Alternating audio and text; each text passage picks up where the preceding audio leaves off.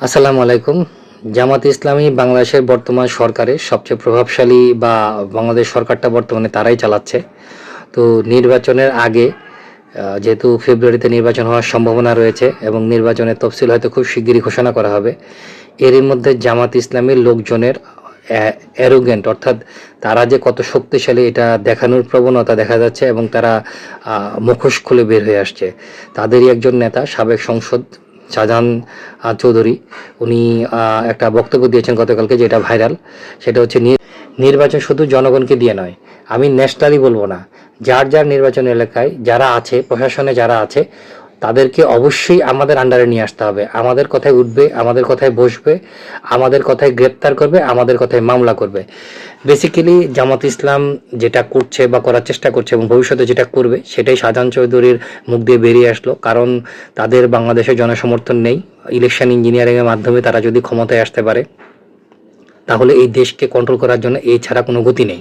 তো শাহজাহান চৌধুরীর মুখ থেকে এই ভাষাটা আসার পরে যখন সমালোচনা শুরু হয়, জামাত ইসলাম বলার চেষ্টা করছে যে এটা জামাত ইসলামের কথা না, এটা শাহজাহানের কথা।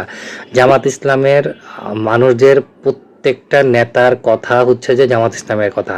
আর জামাত ইসলাম প্রত্যেকটা নেতাকে অন করে এবং তাদেরকে কথা বলার সেই সুযোগ বা সেই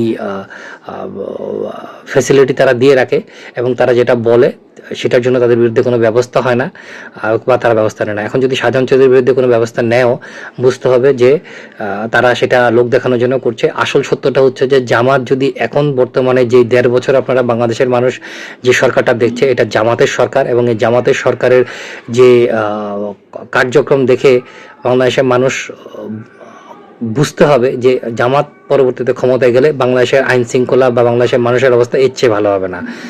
শাহজাহান চৌধুরী সত্য কথাটা, বয়স হয়েছে, হয়তো সত্য কথার মুখ দিয়ে বের হয়ে গেছে, অথবা ভয় পাচ্ছে যে কোনো না কোনোভাবে যদি অন্য কেউ ক্ষমতায় চলে আসে যাতে আসতে না পারে, সেই জন্য দলের লোকদেরকে বলছে কঠোরভাবে যেন তাদের এই জিনিসগুলো মেনটেন করে। বাস্তবতা হচ্ছে এটাই, জামাত আসলে জনগণের ভোটে ক্ষমতায় আসার কোনো সুযোগ নেই। তারা চাচ্ছে যে ইলেকশন ইঞ্জিনিয়ারের মধ্যে ক্ষমতায় আসতে, আর সেটা যদি আসে দেশের মানুষের জন্য কখনোই ভালো হবে না। অতএব দেশের মানুষ অবশ্যই এই জিনিসটা চিন্তা ভাবনা করবে এবং রুখে দিবে। ধন্যবাদ।